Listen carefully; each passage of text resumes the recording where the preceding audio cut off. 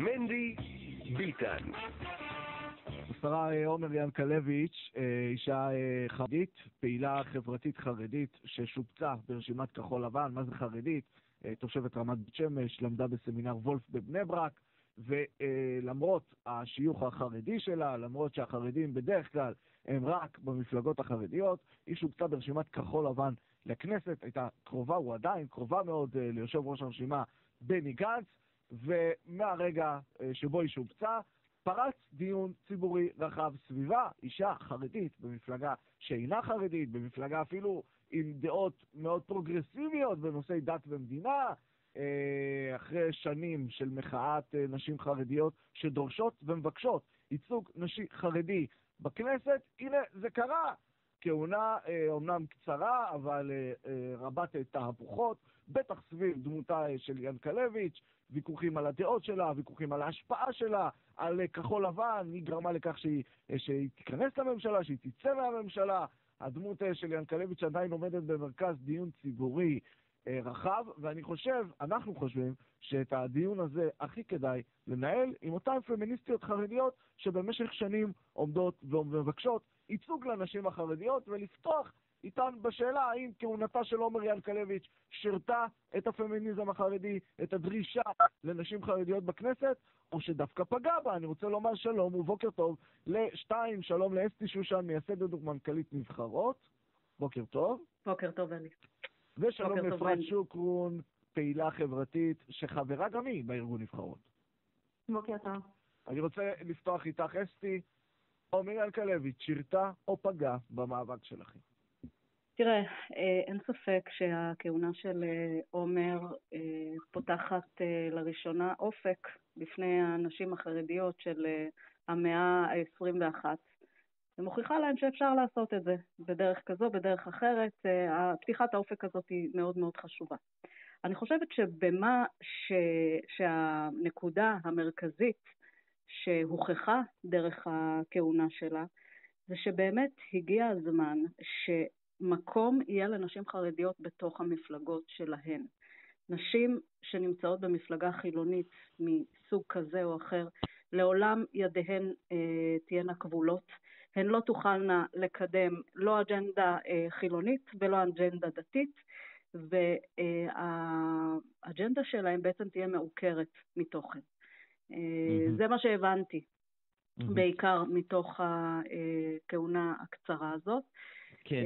ואני מצפה שבאמת הדבר הזה יקרה בקרוב, כדי שנשים חרדיות, לא רק מהסוג של ינקלביץ', אלא אפילו מתוך המיינסטרים החרדי. אני יודעת על הרבה נשים חרדיות מאוד, שפשוט פוחדות שיבולה להן, שהן מחכות שהדלתות ייפתחו, ושהן תוכלנה לשרת את הציבור ואת הקהילה שלהן, בתוך המפלגות שמייצגות הכי טוב את העמדות שלהן ואת דרך חיים שלהן. אפרת שוקרון, פעילה חברתית, גם חברה בארגון נבחרות. עמדתך, האם הכהונה של ינקלביץ' שירתה או קידמה אותנו לעבר החלום הזה שלכן לנשים חרדיות ברשימות לכנסת, או דווקא הרחיקה? אני מסתכלת על הכהונה של עומר כמשהו חמוץ מתוק. קודם כל זה שהיא בעצם שברה את התקרה שהייתה בעצם בלתי אווירה, זה באמת פתח, כמו שאסתי אמרה, לנשים אחרות.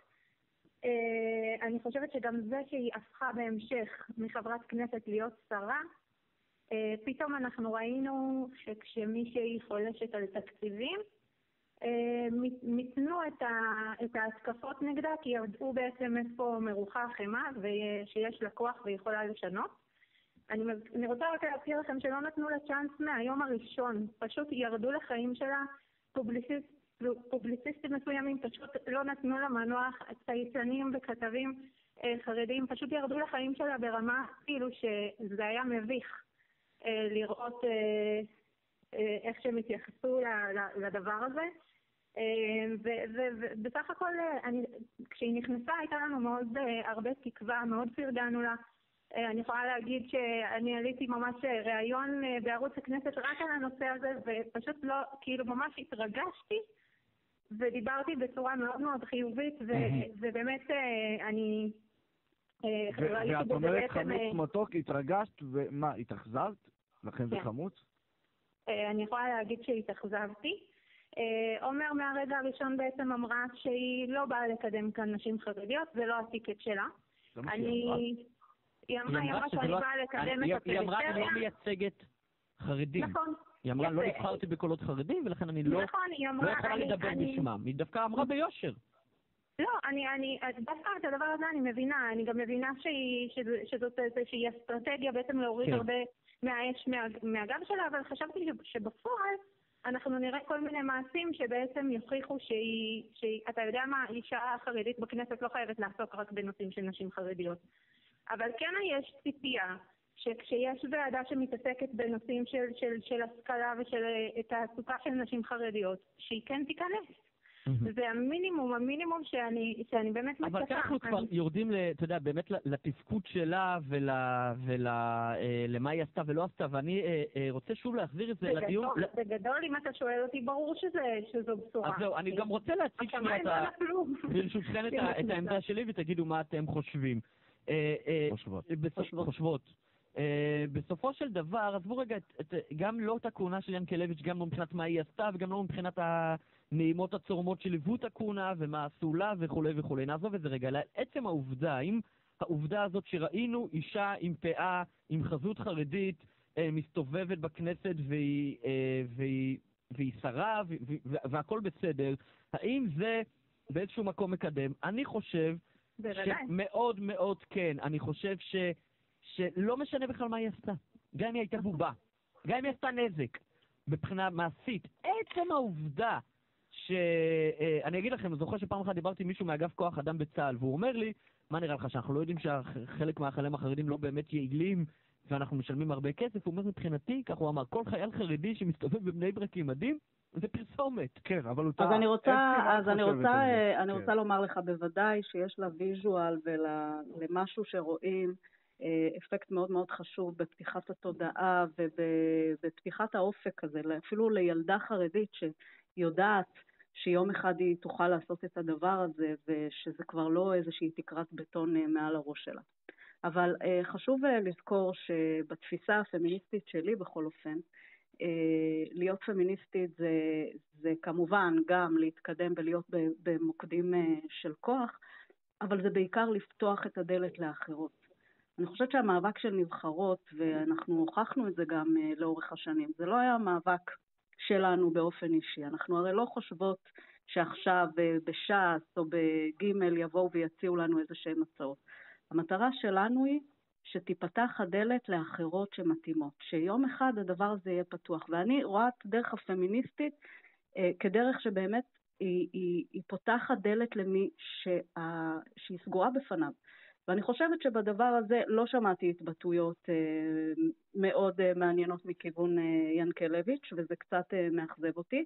יחד עם זאת, כמו שאתם אומרים, כמו שאמרת מנדי, עצם קיומה הוא אכן בשורה, ואני מאוד מקווה, ואנחנו פועלות לזה, התוכניות מנהיגות שלנו באמת מעודדות נשים ללכת ולעשות את זה דרך מפלגות שכן אפשר להצטרף אליהן היום, גם אם זה במוניציפלי וגם אם זה בארצי. אנחנו לא נחכה, אנחנו הרי לא נחכה עד שבש"ס וביהדות התורה יגיעו ל121, זה כנראה ייקח להם כמה שנים. אז אנחנו באמת מנסות להוביל את הקו הזה, ובהחלט מעודדות נשים לעשות את המהלכים האלה. אבל אין ספק, כמו שאמרתי קודם, עד שהמפלגות החרדיות לא יבינו שהכל הנשי יכול רק לעזור להם ולא להזיק להם, אז באמת המצב ייראה ככה. כן, בסיכום אם אני צריך לסכם בסוף, בסך הכל זה כן עשה תועלת. בוודאי, כי אני לא חושבת שבאמת, כמו שעשי אמרה, המפלגות לא יפתחו את השערים שלהם לבד, זה יהיה או מתוך הצורך, ונשים כשהן רואות שאישה נמצאת במקום הזה ועושה דברים, הם כבר מעצמם יתחילו בעצם לשאול שאלות למה אין לנו נציגה, למה אני תמיד צריכה לפנות לנציג. כן, ואנחנו רואים שזה קורה, האמת שאנחנו רואים שזה קורה.